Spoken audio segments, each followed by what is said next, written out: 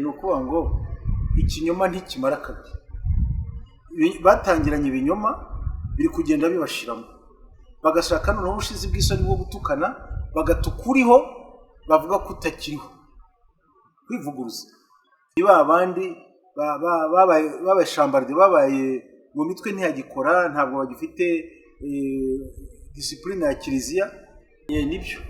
Nibyo kubera ko inshingano zabo zarabananiye, bavogera inshingano z'abantu. Bakunzi ba Info France Rwanda, nk'ibisanzwe twongeye kwakira Papa Pasiteri Kayumba Jean Baptiste. Ngiye nk'ibisanzwe uri inyuma ya kamera ni Roi James, aba nakiriye Kayumba kuri Info France Rwanda. Umeze gute? Kabisa meze neza. Umeze neza, biragaragara. Meze neza, nta mpamvu yo kumera nabi. Nta mpamvu yo kumera nabi. Ndabona ukeye, menya no mu buzima busanzwe bwuwe neza. Imyaka iri kwera. Imyaka iri kwera, ibintu bimeze neza. Akavura, Imana yaduha akavura. Akavura kari cyane rwose. Kayo tudatinze, hari umugabo nkunze gukurikirana uba mu Bubiligi, niba twamwita banga mwabo, ariko hari ikiganiro nigeze kubona wakoranye na Ruti umwita Kigurube. Kigurube uwo ni Musabyimana Gaspard, umwe wirirwa wibigombaguza, ariko asa nayo ntibwire ko yaribonye atari kwiye. Yewe ni izina mwamubatije, nanjye hari ukuntu njya mbona bitewe n'ibintu yikora, nkabona uko amungana, uko agira ati umuntu ufite imyaka nk'iriya ni gute akomeza gushaka ukuntu akomeza gusebya igihugu n'ibiki. Ariko ntabwo nabitindaho, yabigize kamere. Nanjye nakurikije hari amateka ye nagiye ndeba, nsanga burya ngo yahoze ari program manager wa radiyo Rwanda cyane ubwa Habyarimana, bakwirakwije ingengabitekerezo ya jenoside, bagakomeza na RTRM.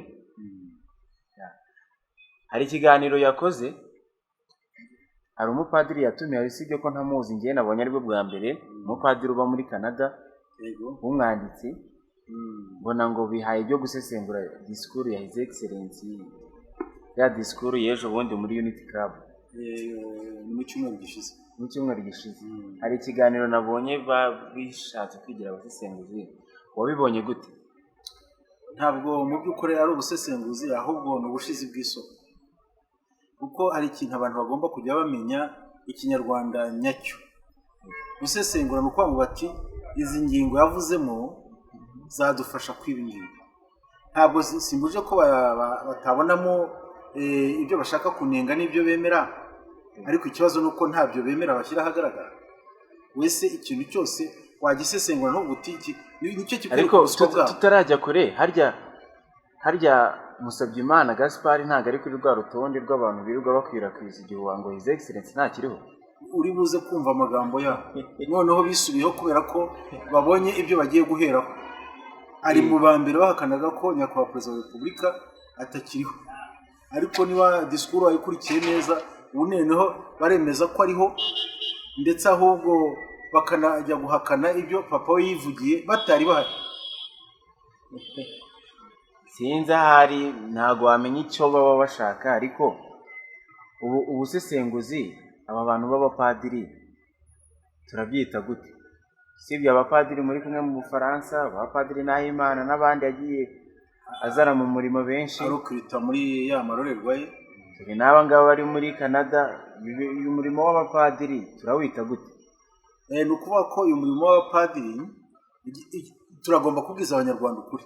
Info France Rwanda yarabyiyemeje, ni ukuvuga ngo umurimo w'abapadiri warabananiye. Aho kugira ngo batange ivanjiri yorora imitima, ihumuriza imitima y'abantu y'abanyarwanda n'ahandi bose baba bakorera, umupadiri burya ashobora gukora aho bamutumye hose. Nta mupadiri wituma, umupadiri aratuma, kuko Eglise Catholique ni Eglise organize, ntabwo ari akaduruvayo. Ariko bariya bose bari kugenda bavamo ni babandi babaye shambarde, babaye mu mitwe ntiyagikora, ntabwo bagifite discipline ya kiliziya. babaye de robert ni ukuvuga ngo niba byabyigomeke niyo mpamvu batinyuka no gukora ibyo bashaka, kurongora abagore b'abandi, gutukanya kwa perezida wa repubulika n'abanyarwanda. Ibyo ntabwo umupadiri aribyo yasinye, niyo mpamvu kwereka ko bavuyemo bavanwamo na kamere yabo. Urumva bigaragara rero ko aba bantu nyine abapadiri bagezweho, ariko ntabwo ari abapadiri muri rusange, ni ibyigomeke, ni ababuze uburyo batagishoboye akazi. Robert bagenda bakava muri Eglise Katolika, kandi Kiliziya Gatolika imeze neza pe, ariko kubera ingeso zabo zitabemerera kuguma hamwe no gukora neza. Tekereza ko buriya bazonze aho amaparuwasi bakoragamo, bariya ni ukuvuga ngo nibo bari mu bicanyi, bari mu badashimishijwe n'uko ibintu byagenda neza. Ikigaragara ni uko ubu ngubu bari gukora ibintu bibi gusa. Iyo bagera bakagira za paruwasi bayobora, bagafasha abantu n'ubwo Buraya, mu mahanga, muri za Canada, muri Amerika, naho ubundi padiri ni umurozi, arogesha akanwa ururimi. Ni ukuvuga ngo ni nk'uruvu rwa rwumvu, bamwe bitwa urwumvu. Wumva iyo rugiye gufata isazi rwoherezayo ururimi ugahita wikurura. Padiri nawe ameze gutyo, asigaye asa nk'ukurura abapadiri babuze uburyo, bananiwe akazi, noneho akabiyegereza akabishyira mu buryo. Padiri muri rusange akagira abantu bakomeza kwitiranya akagira ngo ni umupadiri wese, ahubwo n'abavuye muvuga izina. Ni ukuvuga Padiri Nahimana niwe ari nawe ubu ngubu rwose wabaye intindo y'ibibi byose. Nigeze kumuvugaho ga abanyarwanda tuzatubabwiza, nigeze kuvuga ko ari intindo y'ubugome gusa. Kandi nawe uvuga mu bamwakiriye aza muri France. Namwakiriye se ahubwo ko twanamubyiniye. Nawe utekereza kugira ngo umupadiri araje, urumva ni umuntu w'Imana, umuntu uyobora za roho, ukakujyana no muri penitence ukajya urumva nk'uwo ujyana abantu baramwakira n'abazungu barimo. Muri paruwasi dukora umunsi mukuru cyane cyane. None se Kayumba, kuri iki kintu cya Musabyimana Gaspard n'uyu mupadiri, hari ingingo z'ingenzi bagiye bibandaho mu gusesengura. Niba turi bukomeze kubyita ubusesenguzi, niba turi bukomeze kubyita ubugizi bwa nabi, nyuma y'uko His Excellence apfuye, ubwo tukita ko azutse agarutse, none ari kuvuga amakosa. Ibi bintu urabihuza gute? Ni ukuvuga ngo ikinyoma ntikimara kabiri. Batangiranye ibinyoma biri kugenda bibashiramo, bagashaka noneho ubushizi bw'isoni bwo gutukana, bagatukuriho bavuga ko utakiriho. Kwivuguruza tucyumvikaneho, abanyarwanda bacyumve. Info France Rwanda iragaragariza ko aba bantu bavuga ngo His Excellence Nyakubahwa Paul Kagame, Perezida wa Repubulika y'u Rwanda, bahamya ngo ntakiriho, bakamwita amazina atariyo, bakamutuka n'ibiki byose. Batangiye noneho kwivuguruza, bavuga banyomoza ibyo bavuga. Ubwabo bisubiyeho, basanze ko niho bategerwa, ni umutego bituyemo nyine. Ubundi se ntabwo uzi ko umugizi wa nabi ngo icyaruzi ni kuvuga bya bikoko by'intuza by'ibisiga cy'urugara runini, kimwe nini. Barimo barimena inda, barimo barisubiramo, barimo barakora ibintu nyine bigaragaza ko mu mitwe yabo nta kigenda. Mbega ni ukuvuga ngo basubiye inyuma kurusha umwana w'imyaka 6. Ibyo umwana w'imyaka 6 akubwiye nonaha ntabwo ari byo kubwira nimugoroba, hagati aho biraba byahindutse. Ariko sinzi niba tukomeza umuntu umupadiri buriya kugira ngo ugere kuri titre yo kuba umupadiri, nkeka ko hari ubuzima bugari uba waraciyemo, amashuri menshi cyane. Kuri umupadiri w'umufaransa we numvisha ari n'umwanditsi, ntabwo muri Canada uri muri Canada, numvisha ari n'umwanditsi. Sinzi impamvu turabifata muri Yesura ko abantu bari kuza gusebya igihugu atari ba bantu bo kuvuga ngo bene ni wa muntu wakuriye mu Rwanda rugufi, ngo ni rubanda rugufi, ni wa muntu wakuriye mu mashyamba. Abantu bize kubera icyo ari ba bantu bize, ba bantu bagakwiye kuba bafite ikintu kinini bari kubaka. Ndabanza nkubwire ngo niba hariho umuntu wize mubizi, abapadiri barize. Kandi uriya kuba Fortunatus uri hariya muri Canada ari umwanditsi.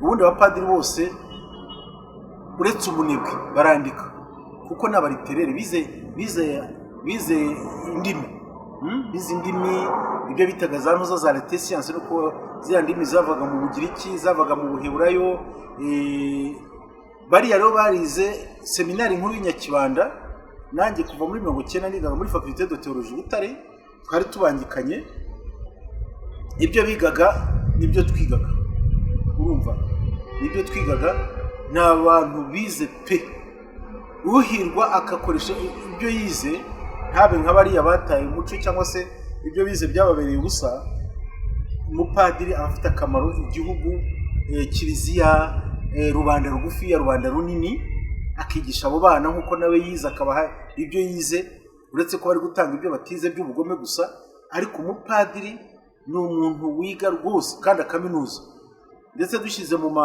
myaka y'amashuri biga n'abari ku rwego rwa doctorat bafite nuza PhD yarize neza akayirangiza agahabwa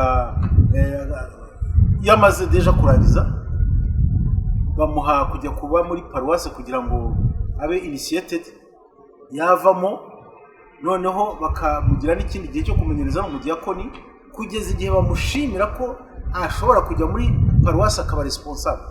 Twirengagije ibi byose sasa kubera iki aba bantu bose basa naho bari muri opposition bigize abantu bo kurebuzwa habaye iki His Excellency yavuye mu Rwanda yatendinze inama ya G20 yagiye yavuze iki mbese ko kubera iki bigize abantu bo kujya bakontorora intambwe ku yindi y'umukuru w'igihugu nibyo kubera ko inshingano zabo zarabananiye bavogera inshingano z'abantu niyo nyakubahwa perezida wa repubulika yagiye mu nama ni inama yatumiwemo ni inama yafatanyije na bagenzi be kugira ngo bayikore plan iyo agiyeyo aba agiye mu kazi kumva no nyakubahwa perezida wa repubulika agiye mu kazi k'abandi baperezida abantu nk'abariya badafite naho bahuriye n'ubuyobozi bw'igihugu bakabyinjiramo ni ukuvuga ngo nimburamukoro ubundi abantu nk'abariya bize nk'uko tubivuze mu kanya bafite ibyo bakora pe ubushakashatsi kwigisha kuzamura iterambere akaba ibyo bahugiramo nayo kikwereka ko abantu bananiwe akazi bakaba imburamukoro nuko bajya bava mu byabananiye bakajya mu by'abandi kugira ngo bihishemo urumva nicyo nta kintu naho ubundi se kuvuga ngo perezida wa repubulika yagiye mu nama yavuze ijambo iri n'iri ntabwo akantu kose bigize abasesenguzi nta nubwo nabonye kuko wenda dusubiye ku kiganiro ku ijambo rya His Excellency muri Unity Club hari ahantu yavuze ngo duhunga ngo nari mfite imyaka ngo cyangwa birengaho gake numva babigize impamvu ndetse akantu kose ni ukuvuga ngo bashaka ko aba wa muntu uri 110% apana kuvuga 100%, 110. Ariko nabikubwiye kubera ko abangaba ubwenge bwabo bwaragiye bugwa hasi cyane bamera nk'abana batoye. Umwana abwira ababyeyi ati kana karandebye urumva uyu muntu amaze gukura bene utwo tugambo tw'abana batoye aba yaraturenze sibyo kugendera umuntu akajya mu byo adashinzwe akajya kumera nk'umwana mutoya akavuga amagambo adafite akamaro ntabwo bari opposition se bashobora gukora analize pe bagasesengura disikuru ya perezida wa repubulika yavuze bakagaragaza ibyo babona ko bifite agaciro kugira ngo babikwirakwize no mu bantu nabo bibagirira akamaro ariko bo ibyo babona bifite agaciro kenshi kuko byose bifite agaciro ahubwo baheraho babinenga nose kuvuga ngo nyakubahwa perezida wa repubulika avuga ngo yahunze afite imyaka 3, 4, 5 urumva ibyo ari ijambo umuntu ashobora kuvuga ukarishyira kuri sayitubi wongeye kunyomoza ko yahunze afite imyaka 4, 5 hari nabo nabonye bitange siki nabamusabye Imana bavuga ati papa we ntabwo yigeze ahunga muri 59 yango yabanje kwitegura ubuhunzi ngo ahunga muri 60 ni byinshi noneho ubwo nabo barabwiteguye kuko bari hanze ubuhunzi ntabwo bwiteguye iyo ubwiteguye ntabwo ubuhunzi ariko se nyakubahwa perezida wa repubulika yahunze ari muto rwose bari abantu bagiye hanze nta n'uwo bahunze kuvuga ngo bo barahunze ntabwo ari uguhunga ni imirengo yabafashe n'ibyo bakoze babona biri kubirukanka ku mutwe nibyo byabamenesheje bati nituguma hano akacu karabaye. Naho se kubona umujene Paul Kagame ahunganye n'umubyeyi we, ubundi bakajya kuvuga ngo ibyo yatangiye ntabwo ari wabitangiye, batari banahari. Ari amateka yavugaga ko ari nayo yatumye noneho bagaruka bakavuga ko ari bo, bigaragaza ko ari kugenda bitahura bivuga. Umuntu arakorogera akajya ku gasozi akabivuga. Buriya rero nabo ni nk'abarozi bari kwivoma, bavuze ko yavuyemo umwuka atakiriho, noneho arahamya ko ariho ibyo ariko batari byo. Gusa urumva mu mutwe arangije nta shenoma logique, nta coherence. Arababwira ati atunyuriramo gake mu mateka muri 1994 hari n'inama wende irimo ubusesengura cabinet ya mbere menya tuzicara tukayikora ikiganiro cyane kugira ngo bagende badusobanura neza, kuko numvisha harimo ibintu by'imitego hagati y'abayobozi babo ubwo bagendaga bacengana, kuva bacenga uwahoze ubwo ari minisitiri w'ingabo, turavuga His Excellency ubu ngubu yari vice president icyo gihe, bakagambana n'umukuru w'igihugu n'abandi bantu bagiye batandukanye bakuru b'amashaka. Numvisha harimo ibintu by'imitego, bizasaba kugira ngo iki kiganiro. Ariko reka nkubwireho akantu gato aho ngaho. Niba tugomba gushima Imana yaduhaye Paul Kagame nka president. Tekereza kugira ngo harimo yasubira umutekano muri Karongi niho mvuka. 94 nari mukuru. Urumva imyaka mfite nari mukuru rwose muri 94, nari mfite imyaka irengeje 30, nari mfite 39.